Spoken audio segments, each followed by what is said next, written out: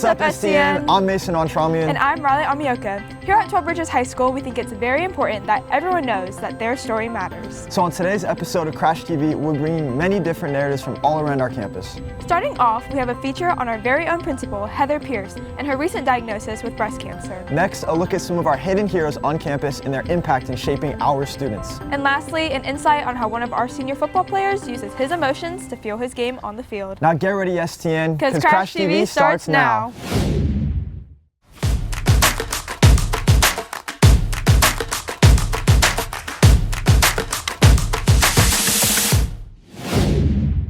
Starting off, we bring you a story that reminds us why every story matters, especially the ones unfolding quietly on our own campus. Here at 12 Bridges, Principal Heather Pierce is a leader known for her compassion and commitment. But behind the scenes, she's venturing through a journey that has touched the school in ways no one expected. Let's take a look.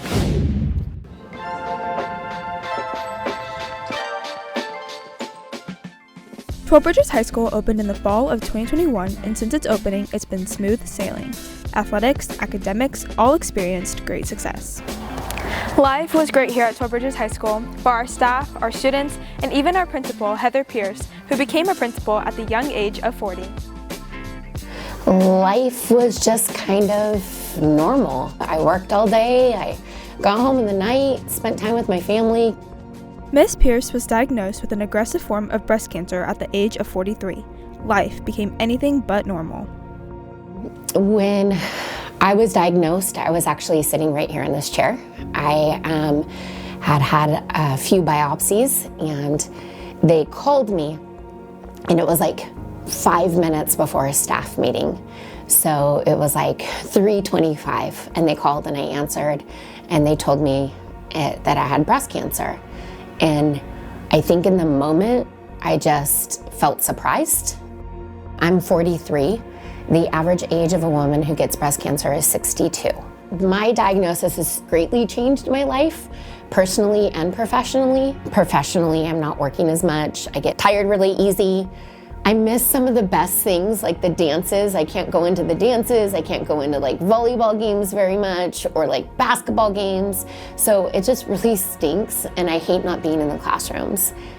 Even though this unexpected chapter in Mrs. Pierce's life has been challenging and difficult, her strength, amazing attitude, and spirit has rubbed off on everyone around her. She's one of the strongest people I've ever met. She's more of a coworker to me than probably most, just because the length of time that we've known each other and the bond that we have. The fact that she's here on a regular basis, again, just shows really how strong she is. She's means a lot to me, and she means a lot to the school. One thing I learned from the experience is really just being in a support system. Like my mom, she's always been a big part. I feel like she's a big part of 12 Bridges High School, and I feel like she's a huge part of our home. That's just the person she is. She knows work, work, work, and just being able to adjust and make sure she can get her rest, and she's sick, and that's what she needs. I don't take things for granted, I would say. I'm just happy to have a tiny bit of hair on my head. And it's really weird, but you take just the smallest things for granted.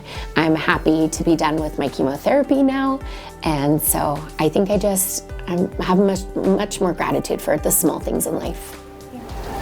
Even when life takes an unexpected turn, and it may not be what we were planning or expecting, sometimes it can still have a positive impact. And that seems to be the case for our principal at 12 Bridges High School and everyone around her.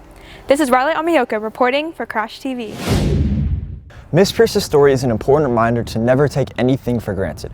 We also shouldn't take for granted the many resources we have on campus.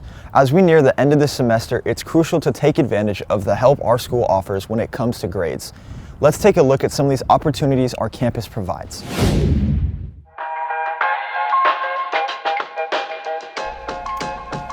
Is the end of the semester sneaking up on you? Don't forget, peer tutoring is Tuesday, Wednesday, Thursday after school until 5:30 in different rooms. Scan the QR code on the screen to schedule a one-on-one appointment, or just show up, no appointment needed. Just take advantage of this resource and finish strong, Rhinos. Peer tutoring is just one of the many ways our students can get the help they need. Some of our helpful heroes on campus also include our paraeducators. Through assisting our special needs students, they are a key aspect to our campus. It's important not to overlook their stories and the impact they have on our students. Let's hear from Barron with a closer look. Here at 12 Bridges, we like to recognize our staff, as we have many hidden heroes. One department we'd like to highlight today is our para-educators. Let's go check in with them. I'm Miss Kayla. My job here is a paraprofessional for the Independent Living Skills class, which is part of the Special Education Department. And I'm here just to assist our kids every day in school and go with them to gen ed classes and just be there for assistance for them while they complete their tasks. A para-educator is an educational employee who works with special needs students, providing instructional and behavioral assistance. My favorite part of working in the ILS class is being with the students. They're a joy to be with, and you never know what you get each day, so that's always a surprise. I would suggest people to work as a paraeducator because it is really rewarding. It is a great feeling to see that the students you've been working with throughout the year have accomplished things that most people wouldn't think they're able to accomplish. So that's a really good feeling to have once you see that the student can be independent and achieve the goals that they're working on. She helps with my math, and he helps take pictures. I like to work. I would suggest the career to a paraprofessional to people because it gives you a lot of awareness for students with special needs and seeing how they navigate the school system each day and knowing that they are capable of many things lots of students can, just maybe different accommodations are needed or they just need to learn things at a slower pace. Para-educators have a very important job. When you see one, make sure to show your appreciation. This is Baron Bitter for Crash TV. Even though paraeducators aren't always in the spotlight, their impact on our students is undeniable. In high school football, every athlete has a story. For one senior running back, emotion is what drives his game. He plays with heart, passion, and a purpose that goes far beyond the field. Let's take a deeper dive into how his story is powering his final season.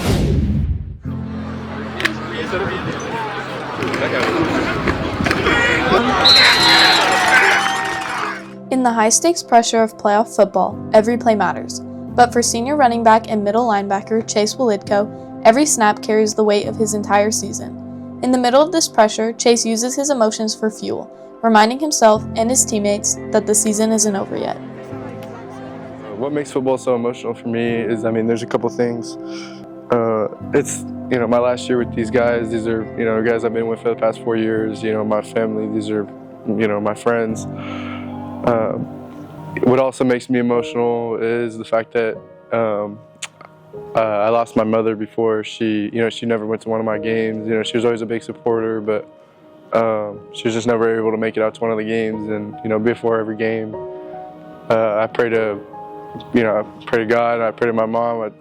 I ask for her to watch over me, for God to watch over me, and everybody on the field. I dedicate every single season to my mom because she raised me a certain way to go out there and do what I know and do what I know I'm capable of. Even with the loss greater than the game, Chase manages to keep his energy positive and always put his best foot forward. My boy Chase Wolidko, he is in many ways, one of my favorite kids of all time. He's kind of a knucklehead, right, as would be expected, but he definitely brings some energy and some fun and excitement to football and to practice. And to be honest with you, I'm going to miss him like crazy.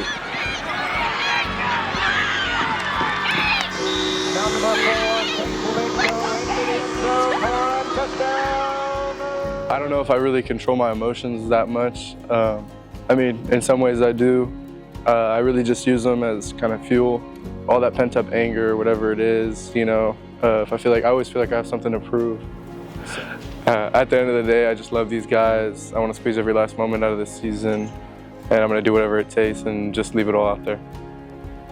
In a game fueled by emotion, Chase Wolidko finds his strength and control, staying composed and leaving it all out there.